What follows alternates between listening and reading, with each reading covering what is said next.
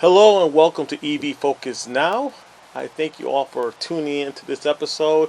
Don't forget, if you are not a subscriber, please feel free to like and subscribe to this video so you don't miss out on any of the future videos, and it helps the channel as well. I really appreciate it.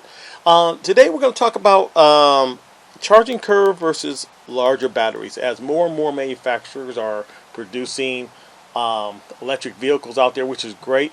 The question is, how big of a battery do you need?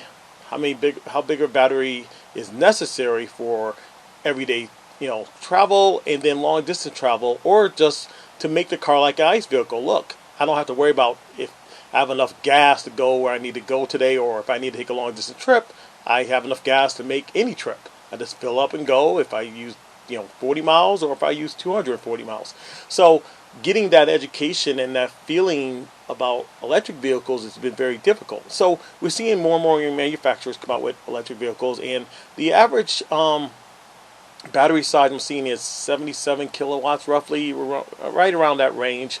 The Chevy Bolt is at 60 kilowatts, and then we go up to even 88 kilowatts with the Ford Mustang Mach-E, and even higher for higher end vehicles. So we have different levels, and a lot of that is because of the buffer, which I understand and I agree with, by the way. So if you have a 98 kilowatt battery and you make only 88 kilowatts accessible, then you have a 10% buffer, so it allows you to charge, not worry about stressing the battery or damaging the battery from the consumer end, and allows you to charge maybe a little bit faster. But that's the question here.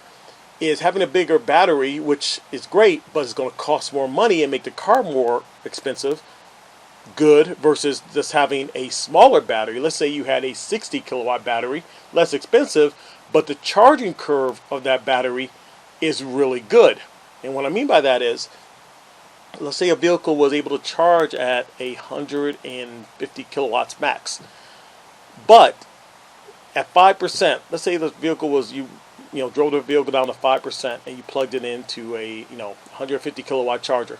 If it's able to receive, I would say 75 kilowatts all the way up to 150 kilowatts, all the way up to 80% of the battery, that's acceptable.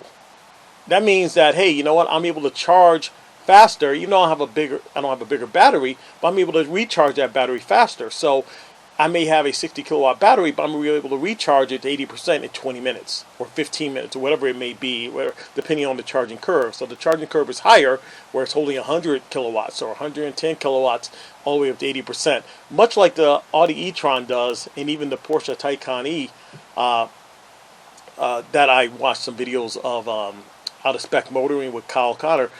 He illustrated the charging curves on both those vehicles are really strong, consistent, and stay high all the way to 80%.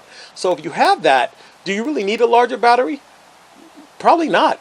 And I would probably say I'd rather take the cheaper vehicle with a smaller battery and a great charging curve versus a more expensive vehicle with a larger battery. Now, there is something to be said about larger batteries. So let's say the battery is, I don't know, let's say a large 100 kilowatt battery, and you're able to go 400 miles on the charge. Well, I don't care about a charging curve at that point, because most trips, you're going to drive probably, maybe 200, 280 miles a day if you're taking a long road trip or you're at your destination. So at that point, you know what, I've got enough charge to make it all the way to my destination, and at that point I'm charging in a level 2 at the facility or hotel I'm at, and I'm not really worried about the charging curve. I'm charging overnight. So I'm getting there on one charge and really don't care that much about the charging curve. I'm not going to access the level 3 charger on the road in some cases.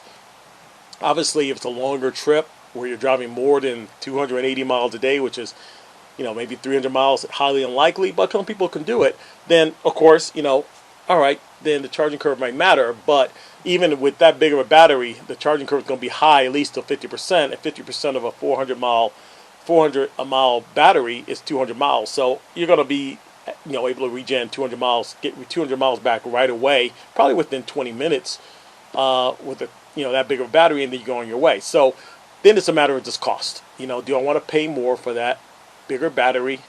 And if cost is not a factor, then you may not care, and that's fine. But if cost is a factor for a lot of people out there, Smaller battery, less expensive EV with a great charging curve is a more practical choice for consumers out there. So that's definitely for myself.